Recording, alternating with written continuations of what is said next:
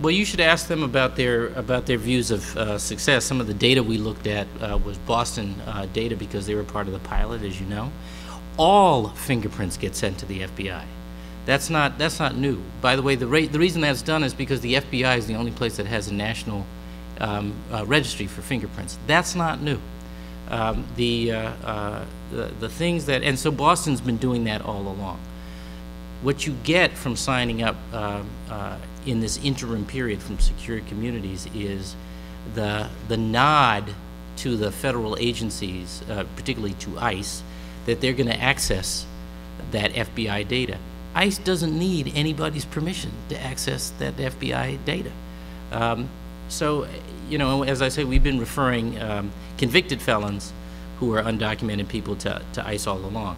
So I'm just not persuaded that the MOA adds anything, to tell you the truth. And as I say, the prospect of signing it poses such public safety risks, as I outlined earlier, that I think better to leave it alone. First of all, the headline was unfortunate because there's nothing for them to overrule. As I said, secure communities doesn't have anything to do with what the state does. It has to do with information sharing between federal agencies. So let's be clear about that. Now, the data that we have looked at, and it's data you've probably seen as well from the Boston experience and nationally, causes me to question whether secure communities is actually serving its objective. I'm not quarreling with the objective of removing from the United States serious, undocumented people who are involved in serious crimes. I'm not objecting to that. More to the point, we send, as I said earlier, any convicted felon who's undocumented onto ICE. By the way, they act sometimes they don't. Right? So they're making judgments here too. So I think it's a fair question. I would sort of turn the question around because one of the questions in my own mind is whether asking states to sign the MOA was itself supposed to be a symbolic gesture. And you know, if I don't need to play those games, I got to. And how you see if there any political space to implement further positive policies that highlight the contribution of immigrants to this Commonwealth. Because on the state level or the federal level? On the state level. It's on the state level. So on the learning curve, you know, one thing I would say to you is that we have been around and around and around again with ICE and DHS. Remember, first they told us the program was, meaning the MOA, was not mandatory. So we started to do our homework to understand what the implications of the program were. Then they told us, I think I'm right about this, last December, that it was, or in the fall, that signing the MOA was mandatory. And so I announced we would sign it. Still trying to do the homework, but we would sign it. In the midst of doing the, when I say do the homework, I mean do the community meetings that we did. How many were there? 6. 6 community meetings. And we got a lot of written feedback as well. In the midst of doing those community meetings, the Department of Homeland Security informed us that signing the MOA was not mandatory. So they've been back and forth on this. And by the way, to their, you know, in fairness to DHS, they have acknowledged that they've been back and forth on this, that they've given conflicting instruction to states. They've acknowledged this publicly, not just to us. I think that trying to understand what the program really was, you know, the impression you get, and I think frankly it's an impression still at large in the general community, is that there is something different states are supposed to do under secure communities. That there is, you know, for example, broader enforcement, that there's likely to be greater arrests. I mean, that's why there's been so much anxiety about the thing, when in fact it's about, as I said at the outset, information sharing between federal agencies.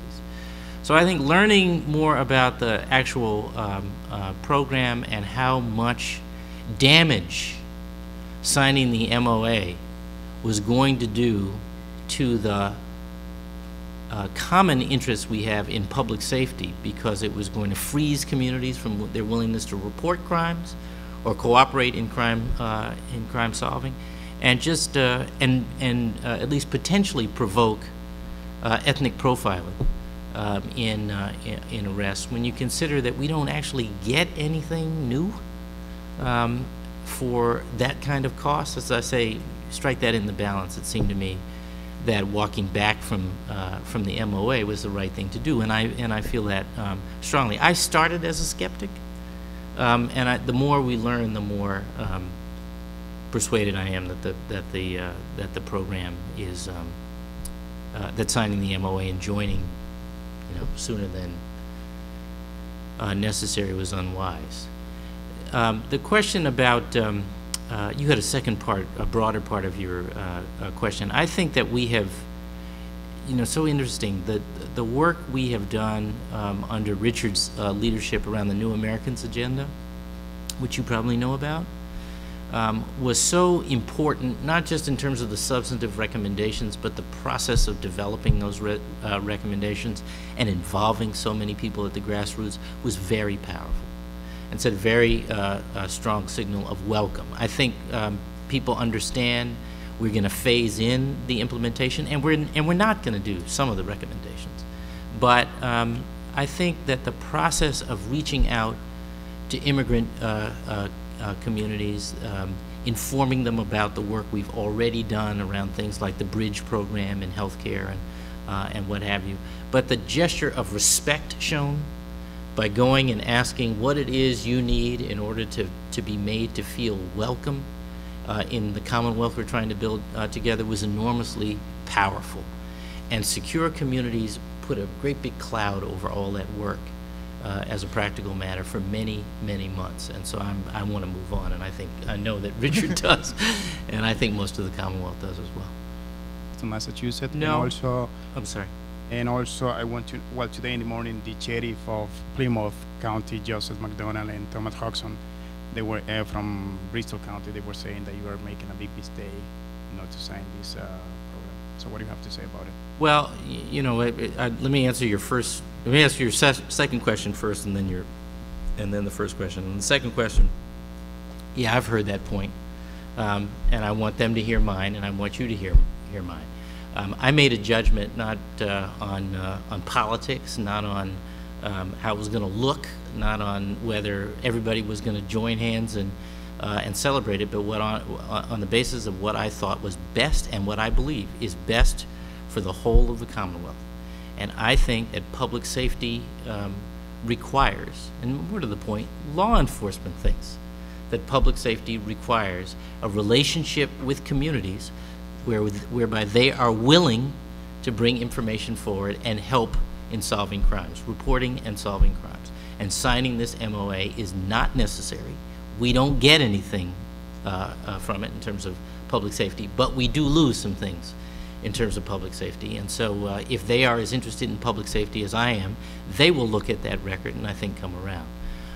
On the first question about whether there are consequences, my understanding is there aren't any consequences, and that's been part of the back and forth, because as I said earlier in response to an earlier question, we were first told we didn't have to sign the MOA, then we were told we did, and most recently it's been confirmed that we don't. So if we don't, it's entirely voluntary. We don't get anything from it, and we lose some things by signing it. It seems to me a pretty straightforward call.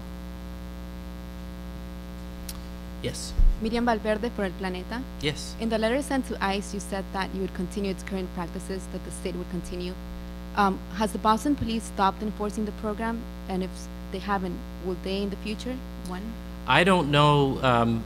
Well, what I said we would continue to do is to continue to send fingerprints to the FBI, which we've been doing for a long time now, and we will continue to refer convicted felons who are undocumented people to ICE, and we will continue to do that.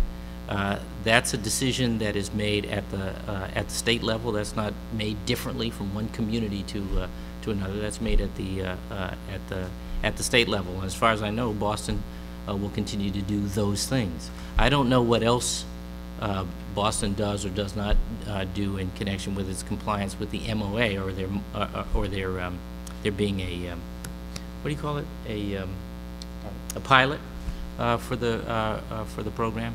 I just have to ask you to ask Boston about that.